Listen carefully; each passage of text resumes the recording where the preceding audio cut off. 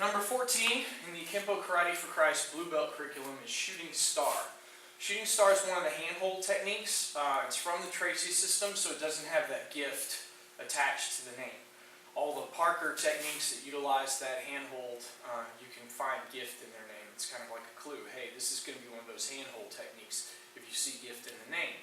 Well, this is another handhold one from the Tracy system, and that's why it doesn't have the same coding with it. It would be helpful if it did, but I didn't name the techniques. Also with Shooting Star, yeah, it's really not clear why it's called Shooting Star, but I'm going to show you the parts to it. It's a lot like our Gift of Destruction, our first handshake technique in a lot of ways. In fact, you could say it's like if you took Gift of Destruction and then you thought, hey, how about we do an extension to Gift of Destruction? We're going to build onto it and maybe change a few angles here in the initial part to it. Same idea, they got the hand. I'm going to advance. There's going to be a knee strike in this case, just like there was in Gift of Destruction. I'm going to use a 2-on-1 again, so that I use both hands to pull them through. And yeah, I'm going to hit to the elbow if I can to hyperextend while I pull them into the elbow, or while I pull them into the knee. But this time, instead of stepping straight ahead, I come off to the diagonal, to that front diagonal towards the 1030 line there. So step front that way. So instead of driving my knee straight up and straight forward to 12 o'clock here, I'm going to come in more like I'm loading for a roundhouse kick.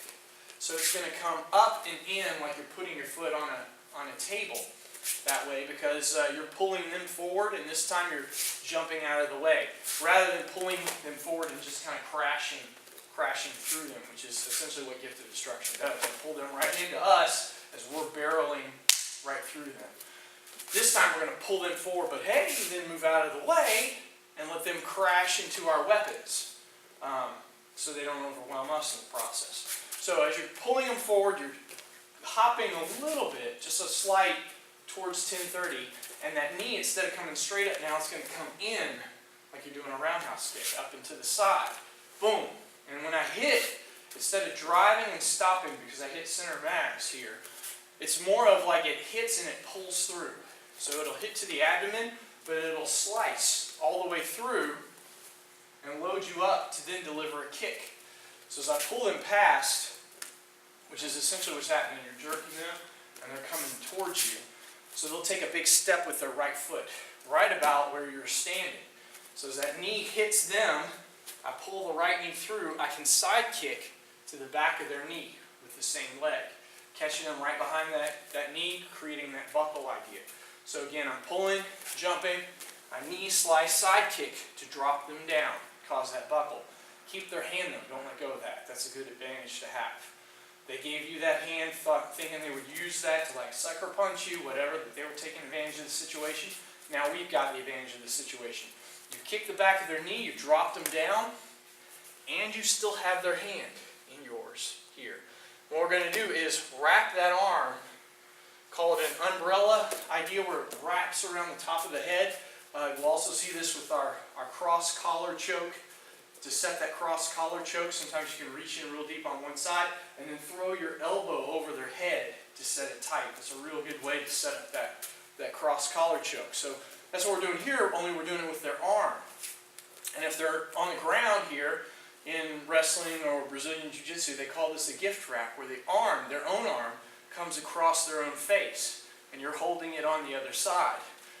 It's better when they're down on the ground. You can get better leverage with this. In this case, they're not. You've kicked the back of their knee, dropped them down. You're still holding their right arm. You bring it across their face here. So you create a gift wrap, but it's while they're still essentially kneeling rather than being down on the ground. So again, the first part of that, I'm pulling, I hit the elbow, I jump slice, side kick right away. Drops them down. I'm going to wrap that arm around their face here, gift wrap. As you pull the gift wrap tight, which will pull their head back, also put your hand on the back of their head. And it's kind of like you're doing a palm strike, but really what you're doing is creating opposite pressure there to the back of the head, pushing them into their own arm a little bit, creating a choke or a smother or just a really uncomfortable tight gift wrap as you pull here. And you're going to pull until that just slips off. You pull and then slip it off there, and I'm wound up now with the right arm back to unwind with this inward hook punch. And because it's lower, like doing a body hook, when you throw a body hook, you want to use a vertical fist so that you don't, all the pressure doesn't go down on the small knuckles here. You use the vertical so that you have that backup mass of the wrist as well. Whereas when you go to the head, you can use a horizontal fist there. It's a good idea to use a horizontal fist there as opposed to a vertical.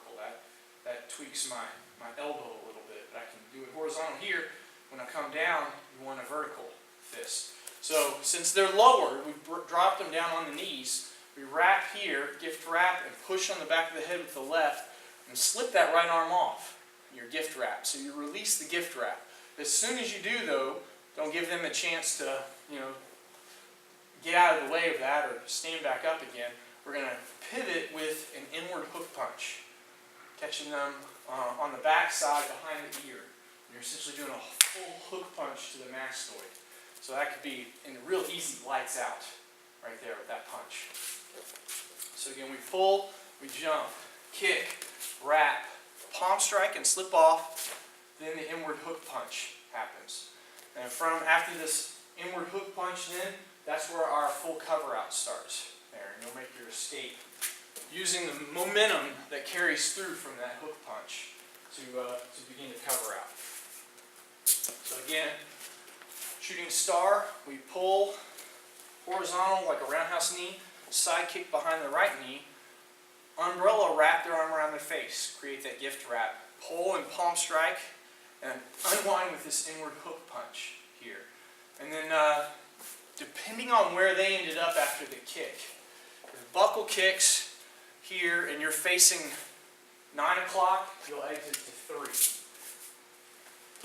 That's the classic way to practice it. You could jump a little bit past them and find yourself instead facing back to the 4:30, in which case you would leave to the 10:30 line.